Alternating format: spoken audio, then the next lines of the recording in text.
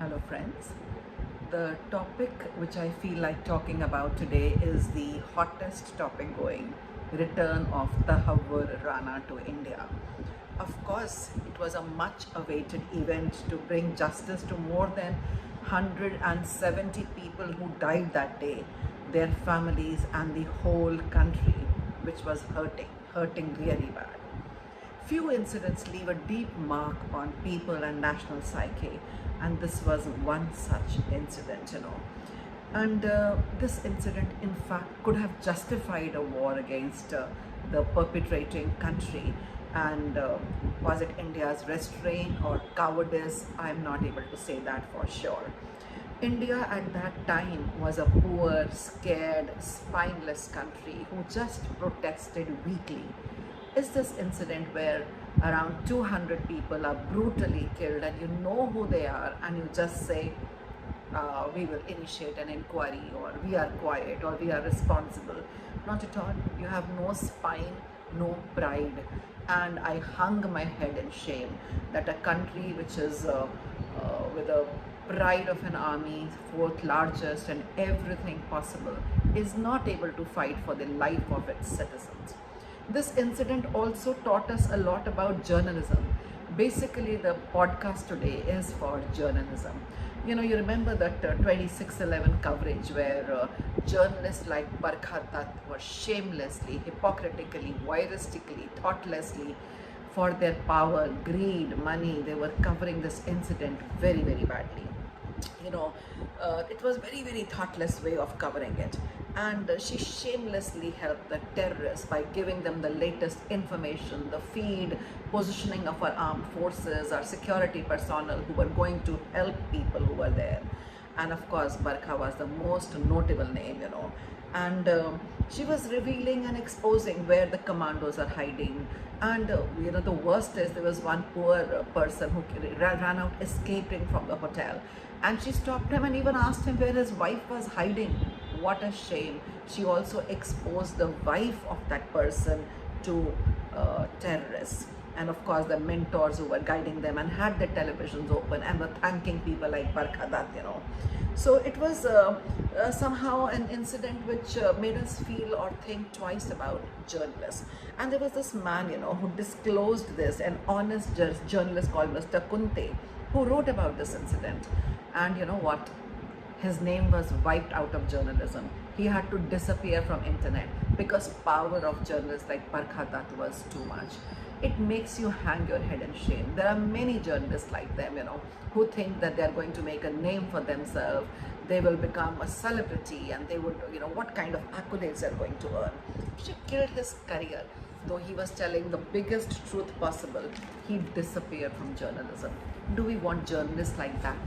So what I want to say is, we don't want media to do the same circus again by trying to follow him, by exposing what NIA is doing, by telling the whole world where he's being held, where he's being questioned, and trying to speculate about what's going on, what kind of answers he's giving, and outguess what he might be saying. Shame on these journalists and TV channels. Let the security agencies do their work quietly without their stupid interference. In good time, if they feel the time is right, they will tell you what he said, or they may not tell you. They may share it with the concerned parties. Let India and the authorities take their own time in doing this and take their revenge in their own way without interference from these stupid cartoon journalists who are there. Even in Kargil war, some of those idiots were sitting as if, they were doing them a favor. Actually, we are anyway cognizant of the bravery of our armed soldiers, and these idiots are not required. So stop disclosing every detail and every moment of the officers and their whereabouts and what is being done next.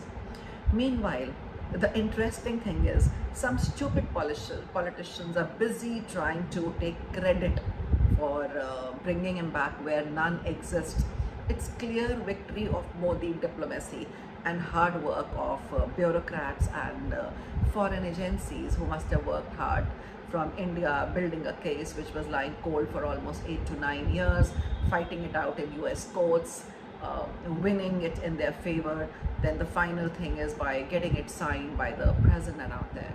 A lot can be said by talking about the diplomacy that we have used, our resources we have used, and how we went about it. This could have been done immediately when the issue was still very, very hot. Today, we are grateful for his return, but we are angry for no action which was taken immediately after the incident had happened. Why nothing was done? Why no reverse strikes had happened? Why did we sit as if we are the weaker ones and giving a message to the nation, to the citizens, we are unable to protect you? Our politicians gave the message that even if you die, we are not in a position to protect you. The previous government was so busy keeping quiet and not upsetting the any vote bank or any country, so one could actually just see where it is going. We all knew that they want to give it a quiet death. Nobody should ask, we will just pay homage, we will just write some sweet lines, we will just play the national anthem when the bodies go, and we will do nothing. They knew so many names, they knew so many people in contact with them, but the government did nothing because obviously they had their own axe to grind, and we all know what that is. What actually made me laugh was Atishi Marlina. She is saying it was Kejriwal who pressurized the center into doing it. I mean, I credited her with little more intelligence. Who's going to believe your nonsense and your ruckus as if you people are? Don't throw your spanner everywhere. Don't bring and put your nose into everything. It was way above your grade. You are not qualified even to speak about this incident. Now all channels need to be very, very responsible and not jump the gun, not say what is not given out by the officials, not try to position themselves there, not try to nose in too much. The country should stand together now, united, and more important, don't waste too much time on him. He is a terrorist, he is a bloody killer. Don't spend too much of national resources and taxpayers' money on him. Whatever needed, do it to him. Get the truth out, and then summarily do whatever needs to be done with people like him. Don't spend any resources and don't humor him. Give him the worst possible treatment we should give to a person who has killed 170 plus people, almost 200, and maybe ruined the lives of thousands whose family members went. So don't drag the judicial process just to prove to the world how righteous you are. We are right. The world knows it. Get the information out of him and use whatever is needed. Put the information out for the world, and you have the prize trophy, display him for some time and do away with him. We don't want to waste time, and he should become an example. The punishment we give him should set an example for every terrorist, every sympathizer, everyone who even holds posters of such people, that this is the kind of treatment you are going to be getting. Anyone who speaks the language of terror, who abets and aids in terror acts happening, who kills and takes lives without thinking, their life needs no consideration, no human rights. They deserve no human rights at all. What about the human rights of those who died and their family? Think about it, not about him. How you have kept him, how you're tutoring him, are you going to kill him? Actually, we should walk all over him and kill him at least 100 times all over and not think about his rights. And I think no delay is required to put some kind of salve on the wounds of the entire country. Just do justice to the people, and for once, don't try to put yourself as the ideal good government. You have done your work.